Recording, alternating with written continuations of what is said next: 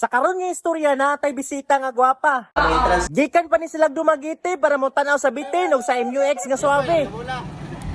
Hoy, magpaabot ito sa bayay karon no kay mag-release ta sa Isuzu MUX kay 18,000 ra ang dagan. Samtang nagpaabutan nila, ato sa ning gianda mo gipagwapahan. Sinawa, uy. Awa gud ni oh. Gilak-gilak ba? Sakto sad pag-abot nila ang unit na andam na mo nang one nagdugay, gi-check up nila ang sakyanan. Sugod na diris makina, diris may atubangan. After nila na check up tanan nun sina sa sakyanan, ina lang na desisyonan nga ilang ipadagan mo na mag-test drive sa taning unita. Kani nga MUX nga ilahang natripan kato ning sakyanan nga among gikuha sa Sikihor nga pagpadung na mo uli naay ni uban. Uy!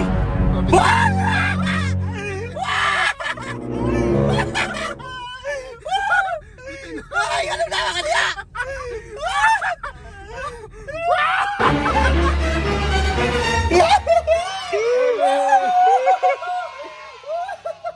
Bisan pagipuyan nigbitin ni sakyanan na larga bulag gihapon sila kay syempre 18,000 ra sa nadagan na ning unita mo nang wa nagdugay diretso ta sulod sa opisina para mag-documenting na. Agi, magreplano or magkokalim. Land trip yun kay mas kuan siya kapag ako diri taxi pa so mas daghan kayo ka na homegrown dito malami po. After na mo istorya, sakto sad nahuman si kuya mo nang iyang i-explain ni ma'am before siya mo pirma. Sabihin nyo nga, acknowledgement kasi sama siya. Okay.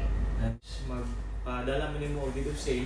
Kay okay naman tanan og nasabtan na sad ni ma'am mo nang iya nang gipirmahan. Duha sa ni Kayawi, ang sa Kayawi, tuwa dito sa sakyanan. Natay previous nga t-shirt o mag. Kaya tayo mama. Atay na ni Claire. Thank you sir. Ayos ba, yan muna. Kay dandil na, muuli na daw sila mo nang gihatod sila sa kuwang team para larga bula na. Thank you kaya.